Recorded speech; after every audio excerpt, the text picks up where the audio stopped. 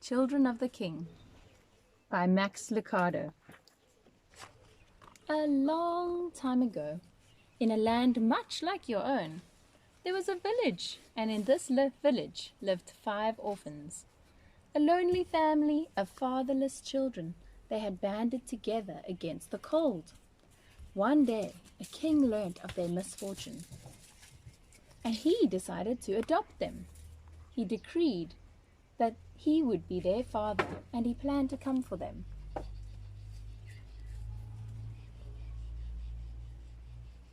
They don't have a mum and dad to look after them.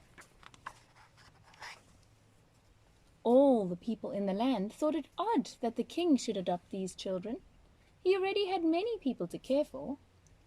Why does the king want them? The people would ask. But the king had his reasons.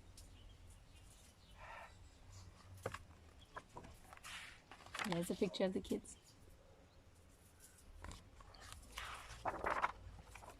When the children learnt that they had a new father, and their father was the king, no less, and the king was coming to visit, they went wild with excitement.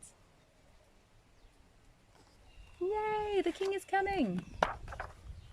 When the people of the village learnt that the children had a father, and their father was the king, and that the king was coming to the village, they were terribly excited as well. They all went out to see the children, and they told them what to do. You need to impress the king, they explained. Only those with great gifts to give will be allowed to live in the castle. The people didn't know the king. They just assumed that all kings want to be impressed.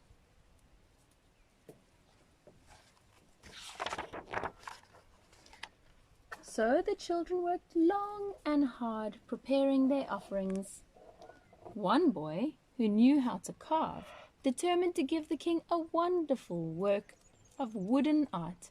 He set his knife against the soft skin of the elm, and he whittled. The small blocks of wood came alive with the eyes of a sparrow or the nose of a unicorn. His sister decided to present the king with a painting that captured the beauty of the heavens, a painting worthy to hang in his castle. Another sister chose music as her way to impress the king. For long hours she practiced on her violin and with her voice and her mandolin. Village people would stop at her window and listen as her music took wings and soared.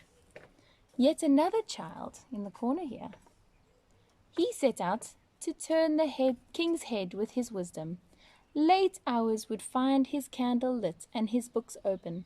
Geography, mathematics, chemistry. The breadth of his study was matched only by the depth of his desire. Surely a sage such as the king would appreciate all his hard work. Maybe if he worked super hard, the king would love him more. But there was one little girl who had nothing to offer. Her hand was clumsy with the knife, her fingers stiff with the brush. She opened her mouth to sing, but the sound was hoarse. She was too dull to read. She had no talent. She had no gift. All she had to offer was her heart, for her heart was good. She spent her time at the city gates, watching the people come and go. She would make pennies by grooming their horses or feeding them. A stable girl she was, a stable girl with no stable. But she had a good heart. She knew the beggars by name. Look at the picture. She took the time to pet all the stray dogs. She welcomed home the travelers and she greeted the strangers. "How was the journey?" she would ask. "Tell me what you learned on your visit. How is your husband? Do you enjoy your new work?" She was full of questions for people because her heart was big and she cared about the people. There she is. But since she had no talent and no gift, she grew anxious that the king would be angry. The villagers told her that the king would want a gift and that she should set her mind about the task of making one. So she took a small knife and she went to her brother, the carver. "Could you teach me to carve, please?" she asked. "Sorry," the young crafter responded without looking up. "I've much work to do. I haven't time for you. The king is coming, you know." The girl put away her knife and picked up a brush. And she went to her big sister. "Please," she said, "you paint so well. Can you teach me how to paint? I have no gift for the king." "I know," said the painter. "I am so talented. I can't share my gift with you. The king is coming, you know."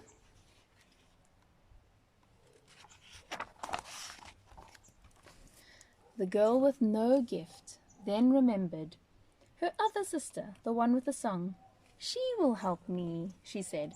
But when she arrived at her sister's house, she found a crowd of people waiting to listen to her sister sing. "Sister," she cried, "Sister, I've come to listen and learn." But her sister couldn't hear. The noise of the applause was too loud. Heart heavy, the girl turned and walked away. Then she remembered her other brother. She took a book with her, with small words and big letters, and went to see him. "I have nothing to offer the king," she said. "Please could you teach me to read, so I might show him how wise I am?" The young sage-to-be didn't speak. He was lost in thought. The child with no gift spoke again. "Could you help me?" "I have no talent." "Go away," said the scholar, hardly moving his eyes from the text. "Can't you see I'm preparing myself for the coming of the king?" And so the little girl went away, sorrowfully. She was sad. She had nothing to give.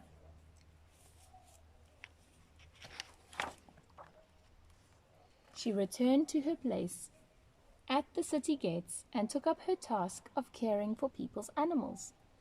After some days, a man in merchant's dress came to the small town. That means he was wearing clothes like a shopkeeper. "Can you feed my donkey?" he asked the girl. The orphan jumped to her feet and looked into the brown face of the one who had traveled far. His skin was leathery from the sun, and his eyes were deep. A kind smile from beneath the beard warmed the girl. "That I can," said the girl, and she eagerly took the animal to the trough. "Trust him with me," she said. "When you return, he will be groomed and fed." "Tell me," she asked the donkey as the donkey drank, "have you come to stay?" "For only a while." "Are you weary from your journey?" "That I am." "Would you like to sit and rest?" The girl motioned to a bench near the wall. I think she was actually talking to the man. Let's see. The tall man with the dark skin sat on the bench, leaned against the wall, and closed his eyes and slept.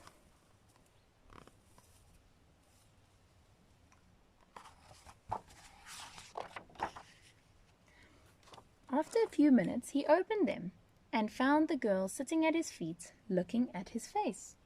She was embarrassed that he had caught her staring. She quickly turned away. "Have you sat there long?" he asked her. "Yes." "What do you seek?" "Nothing. You seem to be a kind man with a peaceful heart. It's good to be near you." The man smiled and he stroked his beard. "You are a wise girl," he said. "When I return, we will visit more."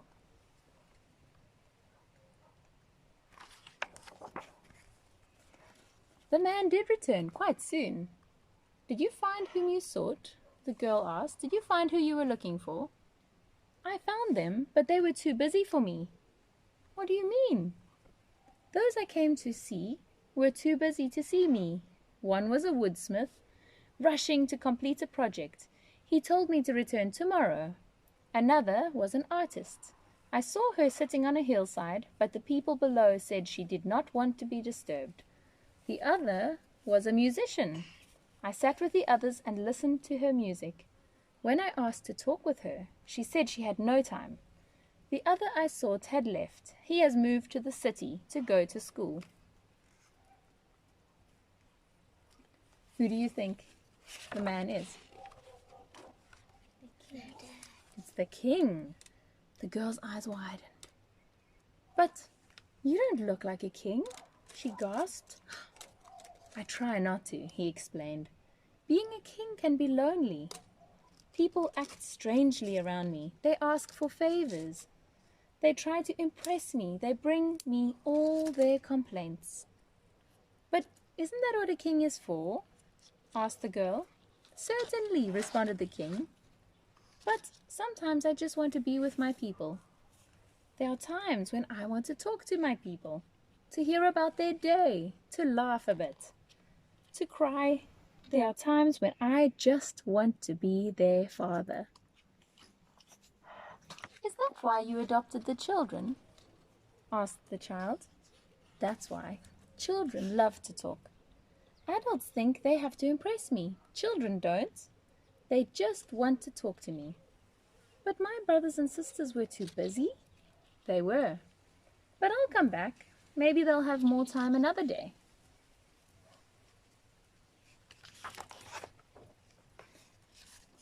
Would you like to ride on my donkey back to the castle? And so it happened that the children with many talents but no time missed the visit of the king, whilst the girl whose only gift was her time to talk became his child.